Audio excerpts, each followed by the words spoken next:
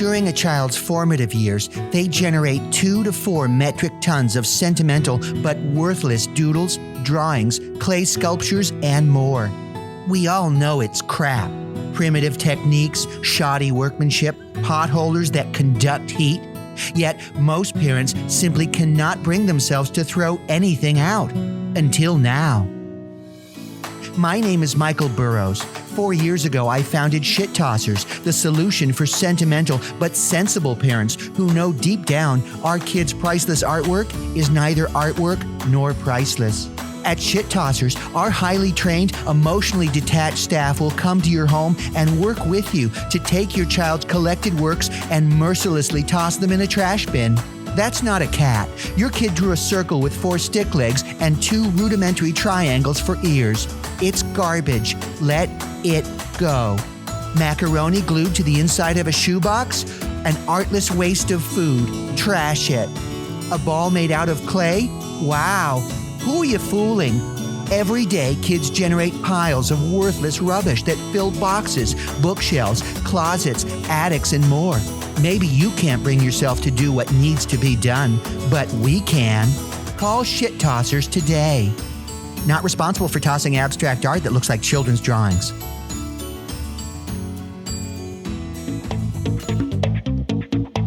You're listening to Questionable Material, produced in New York by Jack Helmuth and Brian Sack.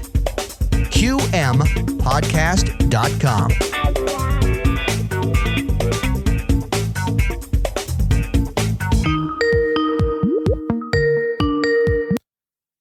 Floor consultants. I was wondering, I don't know if the top of my house is a ceiling or if it's a floor. Yeah, well, yeah, that's a common question. I'm glad you called. So if it's above you, this is the general rule. It's a ceiling. A general rule, that means there are exceptions? There can be exceptions, like if you're in a tornado and your house was not properly affixed to the ground. Say it was on the ground in Oklahoma and it flips upside down. Well, now your floor is above your head. So yes, it can happen. Does it happen that often? Not really. Did it happen to my Aunt Margaret? Yes, it did. Is she alive? No, she isn't. Was the ceiling above her? No, it was below her. Was the floor above her? Yes. Did it fall down and crush her to death? It did. Did the floor then merge with the ceiling, becoming a floor again? Indeed. I'm sorry. I got over it. I'm gonna get going now. All right. Brian, I would like to talk to you about an issue in my family, and that is my cat. As you know, and as our listeners know, I would hope at this point, we adopted a cat back in the very last week of September. And as we've sort of gotten used to her, I know you're a big cat person. Yeah. As we sort of had her acclimate and stuff, we sort of figured we'd warm up to her and she would sort of warm up to us and everything. Well, it is now, the middle of January, and I can officially say that I don't like my cat. I think she's an asshole. I'm over her. Get they have gloves you can use to play with your cat so they can bite and scratch and it won't hurt you. Is there a glove that you can insert the cat into and mail it to like some other facility that deals with it? So you want to you have a little kitten and you want to get rid of it. What about the rest of the family? Well, she's huge now. First of all, the rest of the family hasn't warmed up to her, but look, it's my house. Those kids don't pay a damn bill. So this is going to be my call. So I need your help. Wow. I need to figure out some ways to remove the cat in a way that the kids will never know that I've gotten rid of it. So it's, it needs to look like an accident, right? Or I need like some foolproof excuses. What are some ways I can get rid of this cat and not get caught in the act? Just reminding you that you'd be doing this on a podcast that at some point in the future, your children might listen to and realize that it was their daddy and not the cat that was the asshole. I don't let my children listen to this filth. Okay. So you've got a cat. You haven't gemmed onto it, as we say in the cat business. God, I didn't know how is cat business lately? Pretty good, actually. A lot of people want the COVID pets. Yes. And they're at home. They want something to play with, to stroke, to feed, to get on their hands and knees in the litter box and scoop up the endless copious amounts of fecal matter that contains toxoplasmosis. Yeah, I want, except for that last part, I want to be that person for someone. You want to be the provider of a kitten for someone else. No. Well, yes, that too. But I also want to be the person what a life you just. So I want someone to play with me. I want someone to stroke me, and I want someone to just feed me. And I mean, and clean up my poops would be. I mean, that's not something I enjoy. So yeah, I would like to be someone's cat. If someone's so lonely, how can I meet some lonely people as well? I know that's a side topic, but I'm really excited by what you just laid out. Well, Tinder, Grindr, you name it, Match, Plenty of Fish. That's a way to meet someone who wants someone who's like a cat. Okay. Is there any sort of specific site or service that I could use? Because keep in mind, I'm also married. Oh, yeah. Yeah. Now that's a thing you need to discuss right away with your wife. I'd rather not. Because it's amazing how many women don't like you going off and pretending you're a cat with other women. My wife and I fought about it for years. And who won? I was like, honey, I'm a Maine Coon. And you can't keep me from doing what I do, which is I want to curl up in a lap. She so happens to have a lap that I like. I want to curl up in that and take a little nap. And my wife was like, get back in the car, get in the car now. And then I finally caved. Because it's embarrassing. You got the kids in the back seat. They have their friends from school. All they see, daddy acting like a kitty cat from Maine, a Maine Coon. And they just, it was humiliating for them. I could see the sadness in their eyes, the way they're looking at their dad saying, wow, why is my dad doing this to me in front of my friends? Same reason I stopped shuffling out to the bus with my pants around my ankles. Kids remember that. They don't forget. They tease these middle school, high school kids. They tease. Oh, your daddy's the pant ankle guy. Yeah, he is. And I was proud of it. But now my kids feel ashamed. Well, don't let those bullies determine how you live your life. I pointed out that in the city, half the population walks around with their pants under their butt. All right? With their butt sitting over their pants. And I took it a step further. I said, if you think that's cool, how about this? And I pulled my pants all the way down to my ankles and I shuffle around. And that's with your business just sort of dangling about? It depends which side of the boxers I use. As you know, I have the open hole boxers for emergencies. Yeah. But if I put them the wrong way on, well, there's Mr. Sunshine out for all the people to see. Describe your last emergency. My last emergency was I was actually at my kid's school and they blew the lunch horn. And I had to scramble to the new bathroom in the new building they just built. And if that's not a callback, then I don't know what is. That's a heck of a callback. Thank you. Great callback to last episode. Okay. All right, fine. Well, look, again, I don't let those bullies tell you how to live your life. And if your kids are such lightweights that they can't handle a little teasing, like what sort of teasing do they get? Like what's happened to your kids in school based on your behaviors? Oh, well, they got shanked. Jesus. Ooh. Yeah. The 13-year-old. What happens to the older one, the 16-year-old? He shanked him. He didn't want to see his younger brother grow up in this household. That was his logic. So it was a loving act. He claimed to me and to his mother and to the judge that it was an act of love. He was trying to prevent his 13-year-old from some, quote unquote trauma of growing up in my household. So yeah, he shanked him right out there, right as all the kids were getting off the bus. Huge scene, screaming, tears. The whole school had to go into therapy, lockdown, counseling. It's embarrassing. Yeah.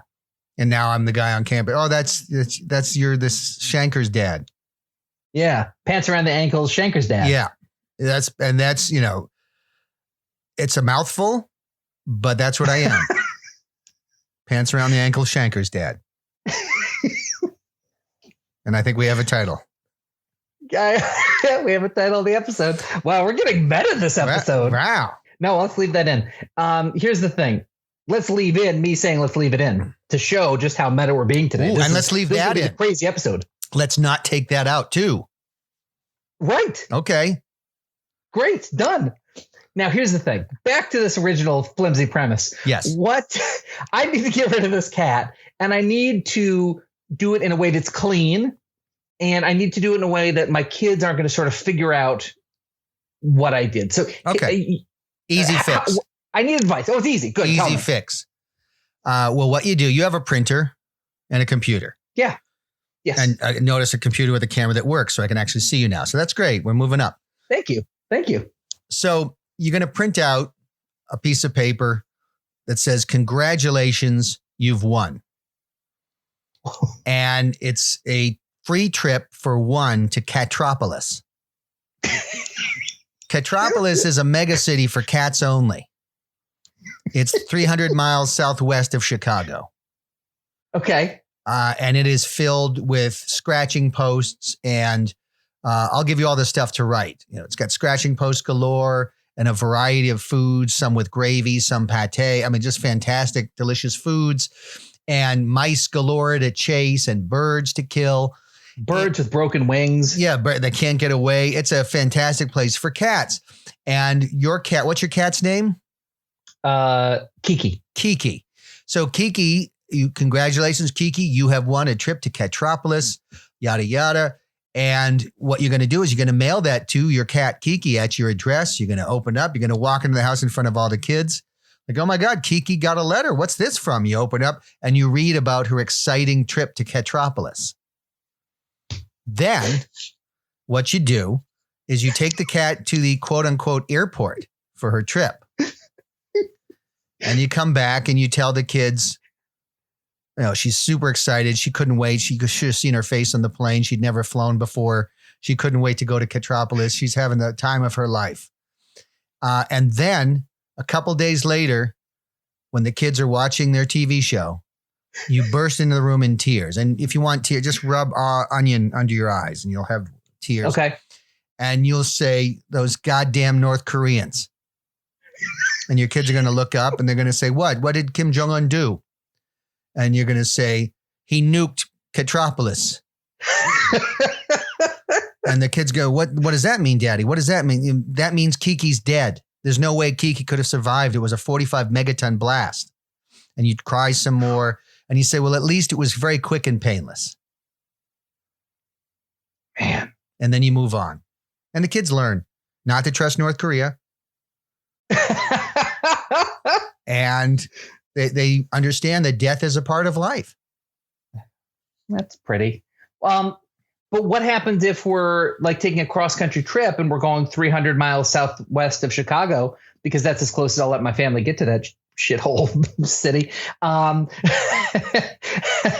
So what if we're driving through and we go through Catropolis and it's still standing? They see that it clearly wasn't decimated by a nuclear bomb. Well, I mean, you're going to say we've had a fantastic rebuilding program. And the fact of the matter is we were able to rebuild. We lost hundreds of thousands of cats when Catropolis was nuked by the DPRK, but we are overcoming. And it's a sign of, it's our resilience. We're showing how resilient you are. And so you can give them a lecture on the resilience to not shed tears about Kiki's loss and to rebuild when a big city is destroyed. Yeah. Okay. I guess that makes a lot of sense. Makes sense to me. I challenge anyone to find a hole in this plan. I mean, it's really great. Thank you. Now let's get on to the darker side of this. What do I actually do with Kiki? Oh, that part. Yeah. Well, that's what's going to happen right after you quote unquote go to the airport. Oh, okay. Uh-huh. So you're going to take your cat, Kiki, and cats, have a sense of direction. Mm-hmm. They can find their way back.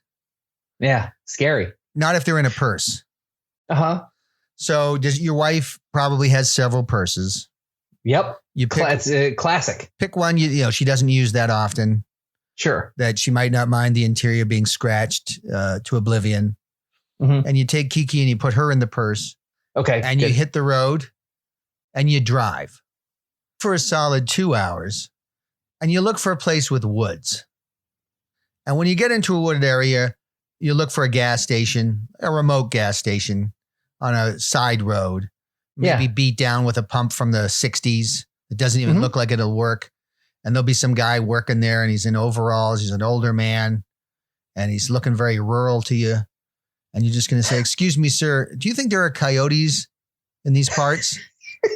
And he's going to say, yeah, I believe there are. I've seen some black bears too. And then you're going to say, great. And you're going to open up that purse and dump Kiki on the ground and say, go. And then you hop back in your car and you drive away. Right. See, that's a good plan. I'm not sure it's a great one because then there is the fear. Will always be that doubt in my mind. You know, every time the doorbell rings, I'm going to be afraid it's her. You know, just that last thread isn't tied. It would take an awful long time for Kiki to make her way back to your house. And if she did, it would be a sign, one, that she's very intelligent, and two, that she's incredibly vengeful. So I would be scared. Yeah. Which is why let's forget about the dropping her off with the coyotes thing, and we'll go straight to the shovel. So you're talking to the old man. You say, are there coyotes around these parts? He says, yeah, I believe there are. Maybe some bears too. And you're going to say, great. Do you have a shovel, sir? And he probably will. It's a service station. He's got some kind of implement and he'll loan you the shovel and you just start beating the purse with the shovel. And then you give him back the shovel and you open up the purse and you dump it on the ground. You say, that's coyote food. And then you get back in your car and you drive home.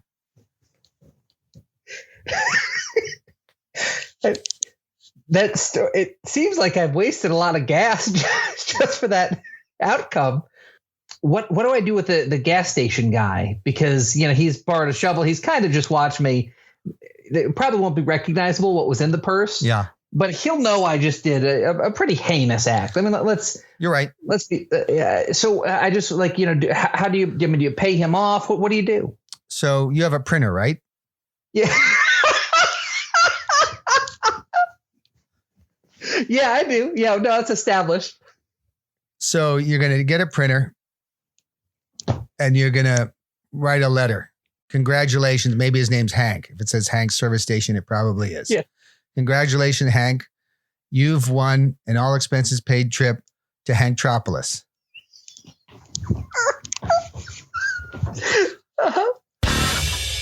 I don't know if you've been following the news, but there's been actually this very strange thing that's going on right now where there is a little bit of news that is not about Donald Trump. What? Yeah. Because they're now running some stories about Joe. You know, this Joe Biden character? Heard of him. Yeah. So he was just sworn in as president. And what they've been releasing over the last couple of days, you know, over the last week or so, are a lot of his plans for his first 24 hours and his first 100 days in office. And one of the things that's happening, it's going to happen right away upon in his first hours in office, is he's going to sign a ton of executive orders. Fantastic. Those can never be abused. Yeah, it's foolproof. It's good because it helps you get around Congress and stuff. Yeah, isn't it great when you just have one sort of ruling branch? Yeah. Yeah, no, it's great, which is why I'm so excited that and you apparently being on the inside of of the thinking within the campaign, you know, a lot of obviously there have been things about immigration. There's going to be executive orders on immigration, re-entering the Paris Climate Accord, things like that. But you know of a lot of the other executive orders that he's going to be signing. And I'd love for you to sort of shed some light on some other things that we can expect here in the first days of the new administration. Sure.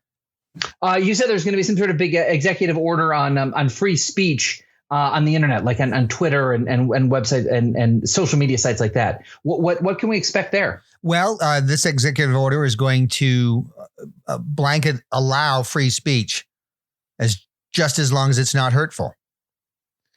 Oh, so you can say whatever you want as long as it doesn't offend anybody anywhere, including China, Mexico and all other countries.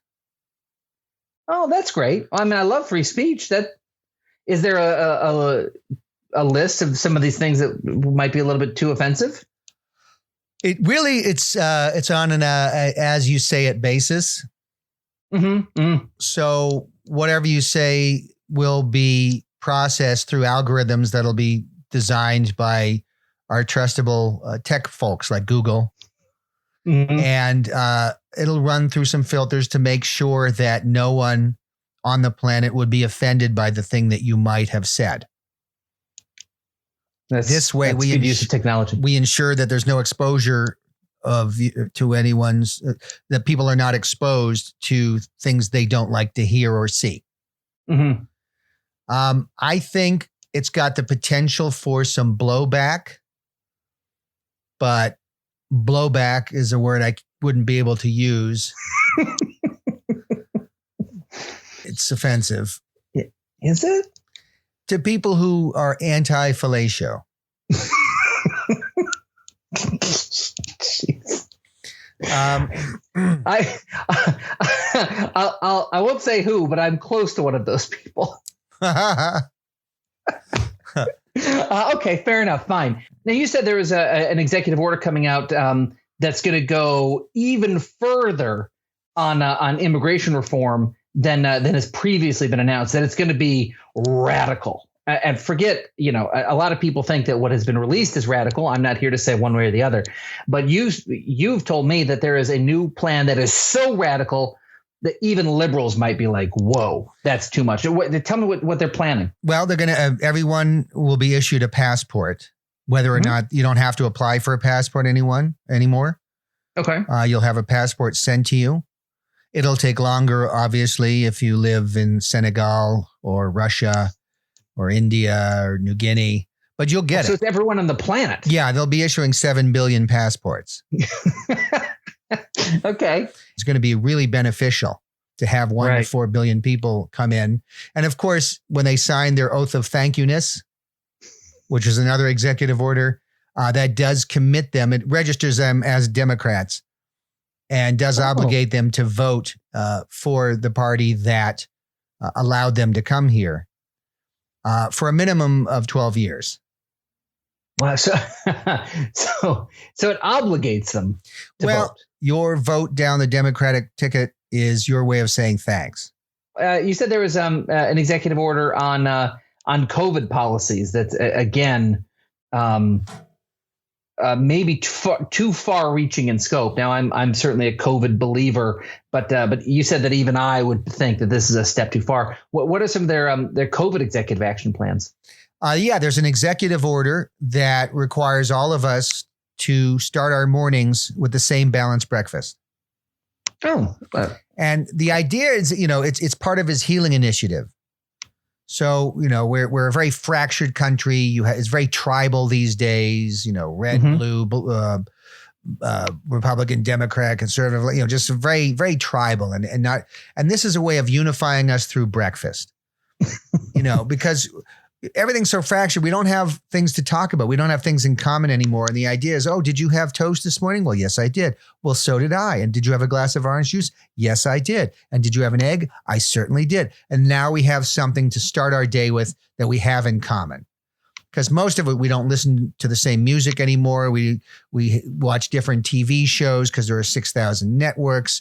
We read different things. We have our echo chamber websites. We lack a lot in common with people. And this way, we are united in breakfast. I'm not sure it's the government's place to tell you what to eat. Well, that's another executive order. Which is what? It dictates that it is the government's place to tell you what to eat. Oh, so shoot. Once that's enacted, you would be wrong. Currently, I guess so. At the moment, you are correct. Okay, well, see, this is the sort of thing. It's good to know ahead of time. I know there's one that's going to be a little controversial. Okay, but it's only fair. Oh, I'm a fan of fairness. Well, in that case, you're going to, we'll all be driving the Ford Equity.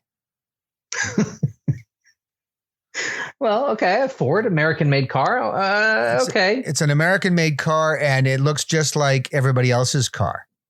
They're all in like a deep blue. Okay. And they all have the same gray interior.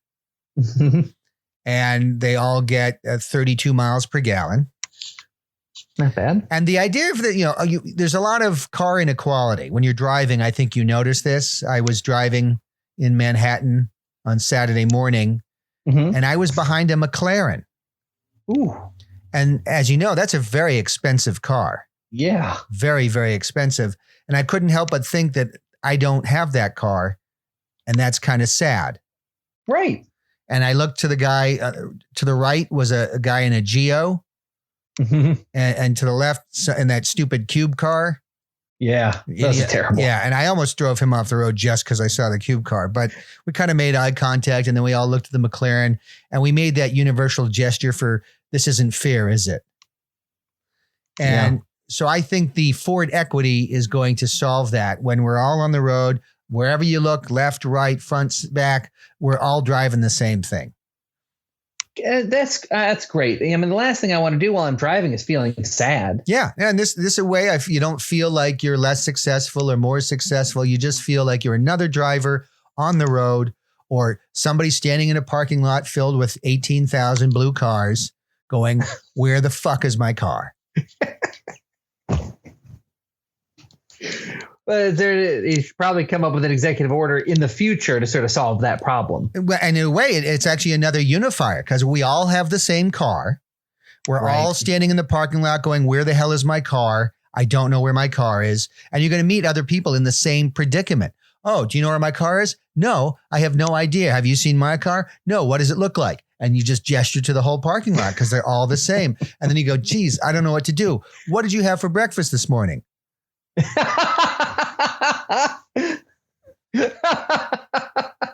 All these executive orders are about unification. Yep, there we go. I see it now. You give a passport to every single person in the world. You're all Americans now. We're unified. It doesn't matter where I am in the world. I'm walking down the street and I'm talking to Americans. They might speak a completely different language. They might try to kidnap me and cut my head off, but they are Americans. Those are the Somali pirate Americans. Yeah, they're Somali pirate Americans. And, there's going to be a sense of unity no matter where you are on this planet. International Space Station, you're not in there with Russians and Chinese and an Indian guy. You're all Americans. Wow. That's inspiring. This is great. And you said there was some income inequality executive orders coming to also sort of really unify everybody. Yeah. As you know, different people have for a long time been making different amounts of money. I know. You have some people. I remember when I got out of college and I was making $18,000 a year, and my friend Steve was making $40,000 a year. How's that fair? And I wasn't. And granted, he lived in New York, and his rent was 600 times my rent, and he was basically dependent on pizza slice specials to live. Yeah. While I had a 2-bedroom apartment in Atlanta, Georgia. Yeah. But it still wasn't fair. And I kept telling him that, and I kept saying that. And I even spent money on billboards that really didn't get the message across because it just said it isn't fair. I should have explained what I was talking about or had a website. But a billboard in Atlanta, Georgia, is only about $15, $20. Yeah. Yeah. I don't know if you've seen New York City, that'd be $1,000, $2,000. Right. Which is why all my anti-de Blasio billboards are down in Atlanta. Smart. That's smart. But yeah, it's unfair. And so obviously the solution is the tried and tested and true solution that we've seen time and again is for everybody to make the same amount of money. Smart. So this $15 minimum wage, I think you might have assumed it just applied to people entering McDonald's, entry-level positions there, food service, things like that. It's actually for all of us. Oof, I may not be a big fan of equality and unification in that way. I work in TV, and at times, and those times when I'm employed, make considerably more than that. Is there any way to avoid this executive action? Well, I mean, the tried and true method is to run for president and then cancel out your predecessor's executive orders. Yeah, I've heard that's a popular thing these days. So I need to run for president if I want to go back to making a semi-decent living? It's really the best way to do it. Damn. All right. Well, can I count on your vote? You cannot, because I'm also running for president. Oh, my gosh. And that's another way we're all going to be united. We're all going to be running for president. Oh. All the debates Americans are going to be a bitch, man. Jack, guess what? What? Well, I was reading the newspaper, the New York Post. Yeah, I know the New York Post. And there was an article about a murder-suicide. Guy killed his mother-in-law and his daughter, 14-year-old daughter, and then himself, and shot his wife. And and this is true. And it's true. And I'm reading the article, and I was like, oh, my God, that's Bob. Excuse me? It's the guy who owned the beer store that I've been going to for 8 years. Wait, you shop for bears in the city? Beers. Yeah, they shouldn't sell bears in a city. One could get loose and just kill everybody. I mean, it'd make much more sense to run a beer store where you get the alcoholic beverage beer, but a bear store is a terrible idea. I said it right, beer. Yeah. Am I not saying it right? You have never, not since our TV show days, have you been able to get this word consistently right. Beer. Beer. Yes. Yeah, that's what I said. No, really listen back when you edit this thing. Oh, you murdered my story. sort of like Bob murdered his wife and daughter. Yeah. And himself. So it's the beer store guy that you know. Yeah. He killed his mother-in-law, his 14-year-old daughter, and then himself, and shot his wife, but only got her arm. The person he was most mad at. But what's crazy, like, he was a super nice guy. Like, he was the guy. So, like, there's this Polish beer called Żywiec, right? Okay. And so he'd order it special for me, and he'd pick up the phone, he'd call, he'd be like, yes, Żywiec Poland beer. Żywiec Poland beer. And that's how he would order my Żywiec Polish beer. And he was last time I talked to him, I said, wow, business must be booming. He's like, yes, everybody's drinking, he was very, because of COVID. And now he's dead, and he killed his mother-in-law and daughter. Like, what the hell, man? Do you think it's because he has customers who can't just drink a Michelob Ultra and have to order freaking Polish beer? I haven't thought about that, but you're right. Maybe I'm complicit in this.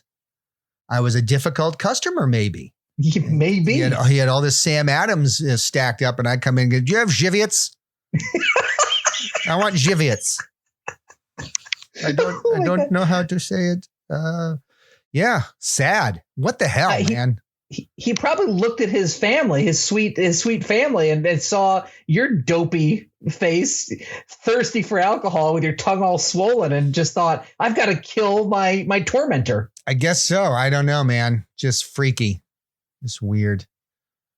That's crazy. And so how often would you see this guy? Daily. It's a beer store. No, like, in the summertime, which would be prime beer drinking time, and also when I'm up here the most, when I'm upstate, I would be there weekly. I'd pop into town. It's about 15 minutes away, and I'd pop in and I'd, grab some beer for the weekend. So that was I saw him a lot. Why did you improvise such a sad bit? It's true. I wish it was fake. I wish it was fake too. I wish Bob was there for my Żywiec Poland beer. Well, I mean, at least, maybe his wife will be there. Maybe I'll go in the beer business. Oh, it's not a bad idea. It's not a bad idea at all. There's an opening. Oh, in his head.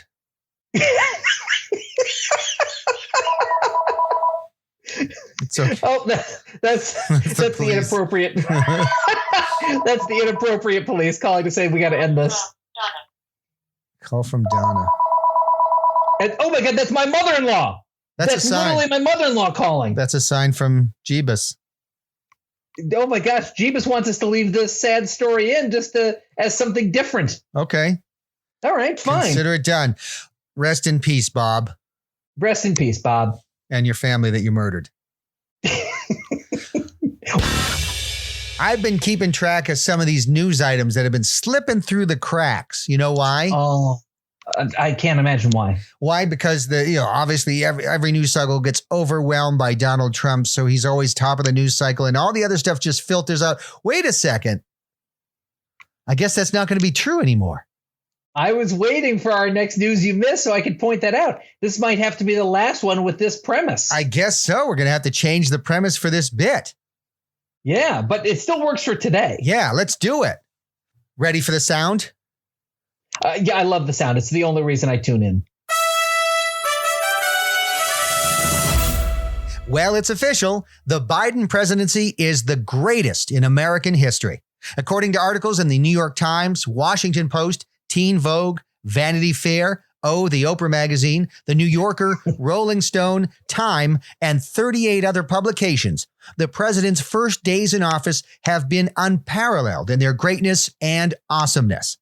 On Thursday, after the inauguration, CNN devoted a full day of programming to hailing the brilliance and healing powers of the leader of the free world. While over at MSNBC, Joy Reid and Joe Scarborough made sweet, sweet love to a realistic and functional silicone model of the 46th president, while Chris Hayes and Rachel Maddow wept tears of joy. The New York Times announced that next week they'll be publishing the groundbreaking 2021 Project, which explains how America's true founding was not in 1776, but in 2021, when the greatest president in the history of the American experiment came to power. Meanwhile, some terrible sourpuss named David Harsanyi over at the National Review criticized the much-deserved praise as being, quote, a little too much and a little too early, end quote, in an opinion piece. But his hate speech was quickly scrubbed from existence when Amazon Web Services abruptly removed National Review and 14 other right-wing hate sites from their servers. Oh my gosh, that's a big story. I can't believe I missed that. Yeah, no, it's a shame. I mean, it's crazy that you didn't see that. But it's been crazy. It's been crazy lately. It has been absolutely crazy. Could you do me a favor? Yeah. Remind me not to watch MSNBC on Thursday. Okay. I don't need to see that.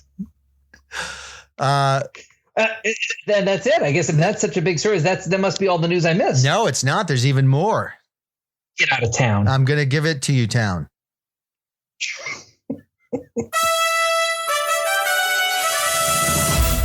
The COVID-19 vaccine rollout has not gone as smoothly as expected, with many people complaining of tremendous difficulty in making appointments for the vaccine, as well as absurdly long waits at vaccination facilities.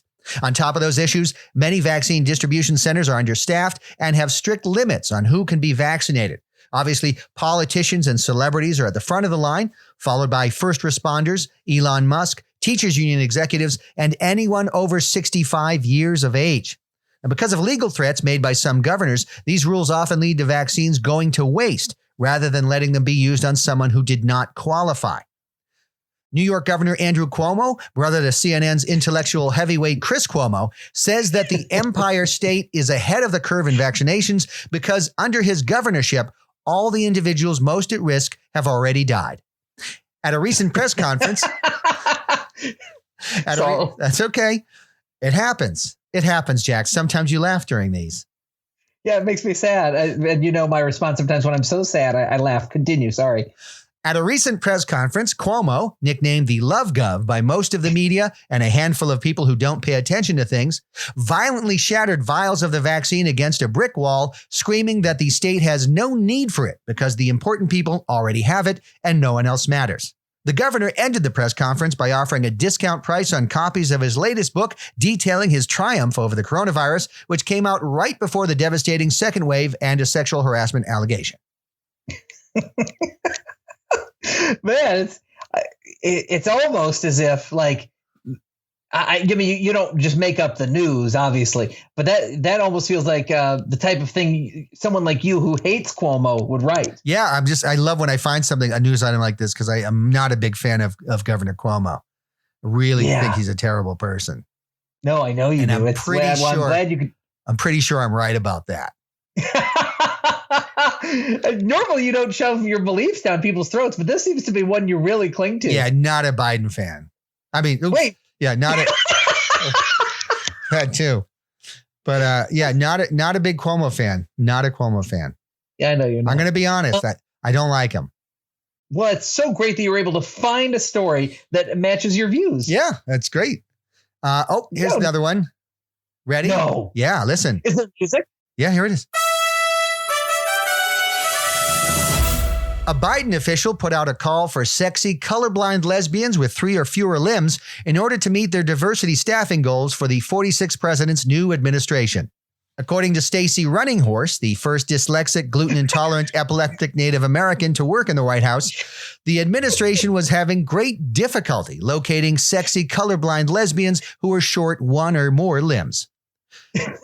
Runninghorse says that despite the difficulty in locating a sexy, colorblind lesbian amputee, they will not look elsewhere so that they can achieve their priority goal of creating the most diverse administration in the history of not just the United States, but the entire world.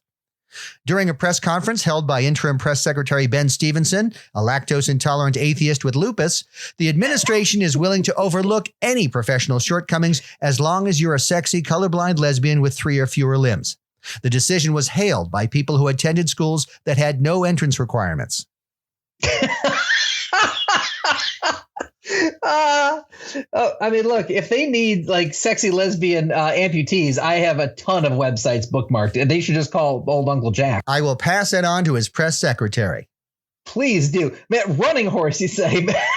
Stacey Runninghorse? Stacey Runninghorse. The first dyslexic, gluten-intolerant, epileptic Native American to work in the White House. That's great. There's so many people who don't know what it's like to have a wallet in their mouth, and I sort of feel like we need that voice when it's working to sort of be able to speak out. That's right. That's important. Oh, another one. No, get out of it. There are 4? Yeah, usually comedy is in 3s in our meta episode. There's 4? Yeah. Listen. Outgoing President Donald Trump committed to a peaceful but dicky transfer of power this week, ending his presidency with a mix of petulance, taunting, and hard-to-remove stains.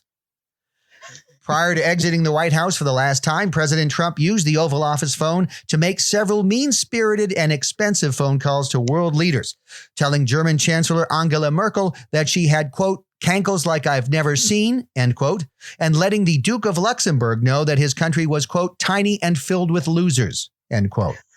Trump scuffed his feet on the Oval Office carpet and deliberately walked around eating an everything bagel with no plate, knowing that the floor would be littered with crumbs. As he boarded the Marine One helicopter to fly to Andrews Air Force Base, he passed gas in the direction of a largely hostile press corps before giving the entire city of Washington, D.C. the finger. It was the dickiest transfer of power since 2000, when outgoing Clinton staff defiantly removed the letter W from all West Wing computer keyboards. That's right. Yeah, I remember that.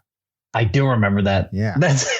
That's such, what a dicky passive aggressive thing to do. But I'll tell you what, it's worse eating an everything bagel without a plate. And that's so messy. That's a capital crime. Intolerably messy. Crazy. That's disgusting. Crazy. Well, I tell you, I guess the things that people say about Donald Trump are true, if that's the case. Yep. That was the news, Jack. That's amazing. I can't believe I missed all that. And Brian, I thank you for your service to your podcast and, less importantly, your country in bringing this news to us. You know, it was hard to find, but it was there, and I found it and I spread it. And I'm glad everybody got a chance to hear the other things that happened during this presidency. And now I'm assuming that there's going to be so much fawning over the Biden presidency that there will also be news you missed. Well, Brian, you are a super spreader of great information. Thank you, buddy. Thank you, Jack. I love super spreading information that it's important for people to know. Keep coughing in the wind, pal. That was questionable material. Make sure to subscribe to the podcast. Make sure to review the podcast. Make sure to visit qmpodcast.com.